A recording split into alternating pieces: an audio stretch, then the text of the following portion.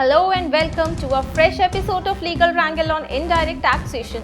In this episode, we are presenting before you cases relating to treatment of paper cones for purpose of exemption, addition of sales tax component in sale price of goods manufactured under exempt unit, power of CESTAT to grant interest on delayed payments and taxability of an unbroken supply of crude oil from one state to another.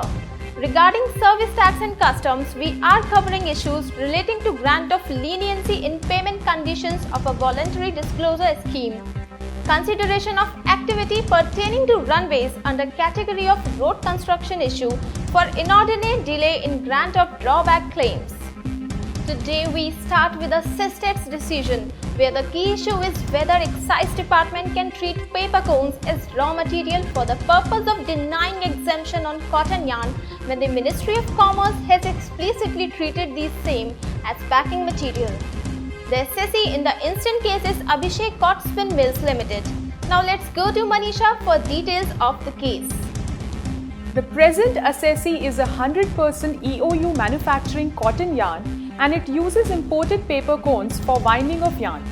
Consequent to the issuance of a notification 8/97 CE which provided for exemption to finished products or scrap manufactured by a 100% EOU, the assessee claimed exemption on those paper cones.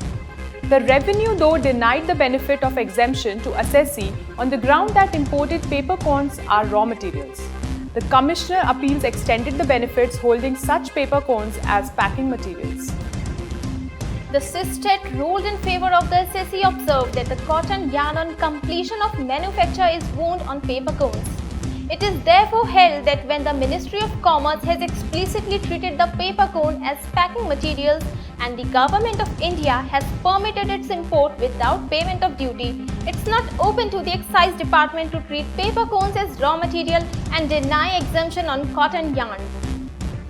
In our second case, the key issue was whether mere practice of charging uniform market price can be considered as a valid ground to hold that the dealer was charging sales tax on a sale price of the goods manufactured in the exempt unit. The assessee in the instant case is Hindustan Lever Ltd. Now, let's go to Manisha for details of the case. The assessee having its factory at Dharwad in the state of Karnataka was engaged in manufacture of blended packet tea. Being a registered dealer under Karnataka Sales Tax Act, the assessee was granted sales tax exemption benefit under government's order. In the meanwhile, an inspection was carried out at the assessee's premises. It was noticed that sale of tea packets from the Dharwad unit, which had the benefit of exemption, and the units manufacturing tea outside Dharwad unit, which did not have the benefit of exemption, were similarly priced. Accordingly, a conclusion was drawn that the dealer had added the tax component to the sale price of Dharwad tea and hence it was not entitled to the benefit of exemption. The tribunal held that though the assessee had considered the local tax element in the price fix, it cannot be stated that the same has been collected from the consumers because the space for tax component was specifically left blank in respect of Dharwad tea under invoices raised against Karnataka Central Sales Tax. The dispute was settled by the Supreme Court when it observed that the assessee has adopted a uniform market price throughout India, in spite of its multiple units both exempted and non-exempted. Although the uniform market price does not differ in spite of differences in sales tax payable at the point of sale, such is a matter of business policy and cannot be taken exception to.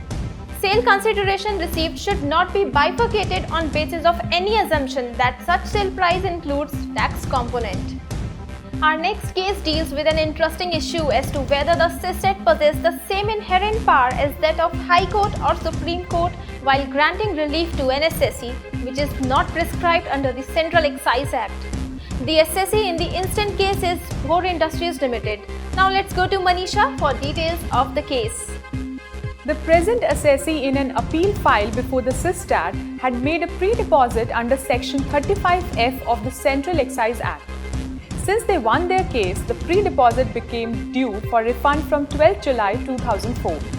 The refund was granted only on 14 July 2007 but without any interest in respect of the delay. Aggrieved, The assessee preferred an appeal, and as a result, it was allowed interest at 6% as payable in terms of notification number 67/3 CE dated 12 September 2003, issued under Section 11BB of Central Excise Act. Being uncertified, the assessee sought for interest at 12%. However, this appeal was rejected. Upon examining the details, it was though observed that in terms of equality, the delayed payments should be granted along with its interest. However, the CESTAT made it clear that being a creature of Central Excise Act, it is not open for the CESTAT to claim similar inherent powers as that belong to the High Court or the Supreme Court and grant any such relief if not prescribed under the said Act. Accordingly, the assessee's claim for interest at 12% was rejected. In this case, the key issue is whether the supply of crude oil produced in an oil field in Rajasthan to central government nominated refineries in Karnataka is an interstate sale, and being a continuous and unbroken transaction attracts only central excise tax and not local VAT. The assessee in the instant case is Cairn India Ltd. Now let's go to Manisha for details of the case. The present assessee is a mining company registered as a dealer under Rajasthan VAT Act and is engaged in the business of exploration and production of crude oil natural gas. During the subject year, the companies such as MRPL, IOCL and HPCL were nominated by the central government for lifting purchase of crude oil extracted by the assessee company from Barmer, Rajasthan. Accordingly, the assessee filed a determination application before the Commercial Tax Department. The same was, however, rejected by the revenue authorities by holding that the sale of crude oil by the assessee to MRPL was a local sale leviable to VAT at 4%. The High Court observed that after excavation of crude oil by the assessee from Bama oil fields, the goods move in a continuous unbroken transaction through heated pipelines to the nominated buyers at their refineries situated in Gujarat and Karnataka. Therefore, it cannot be claimed that the sale of Bama crude oil by the assessee to the refineries situated outside the state of Rajasthan is an intrastate sale.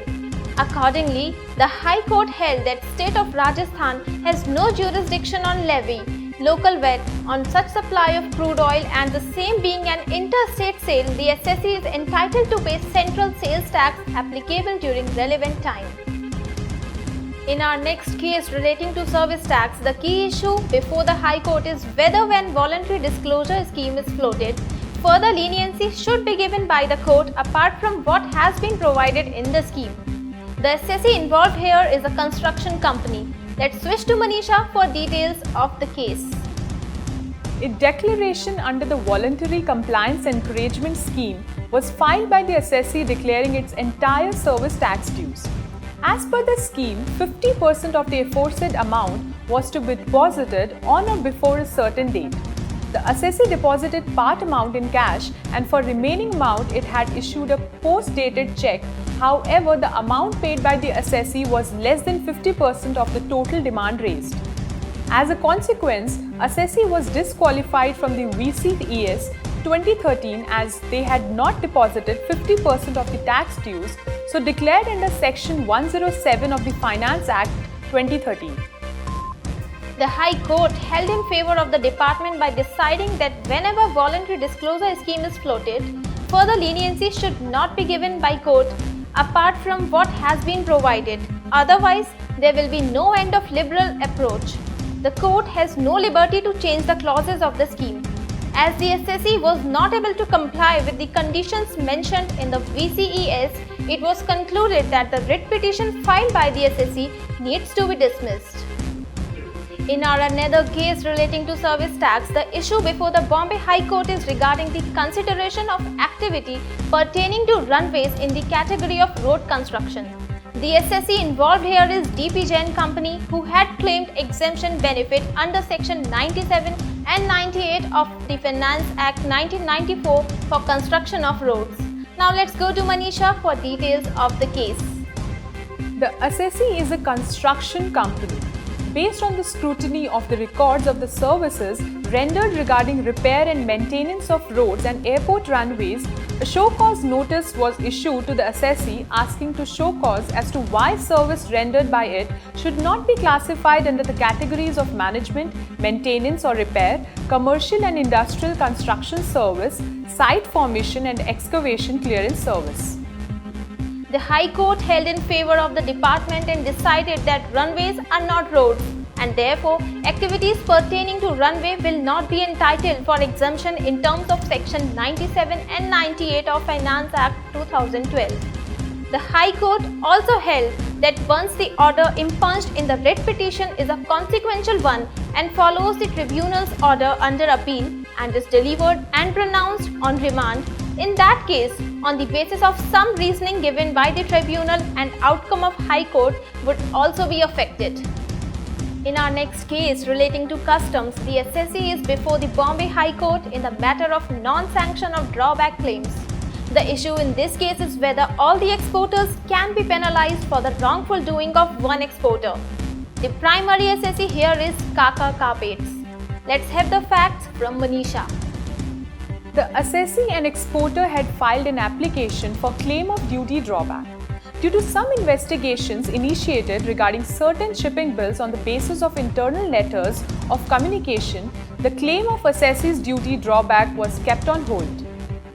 The High Court held that there is no need to treat all exporters alike if there are only some exporters who are indulged in a wrongful act.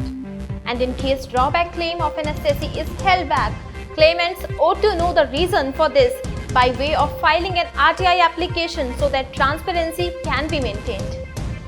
Well, this brings us to the end of this episode of Legal Wrangle on Indirect Taxation. You may write to us your comments, criticism and counsel at editor@tioltube.com.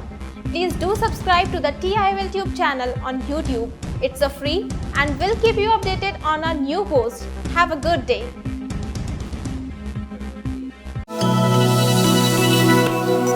Thank you.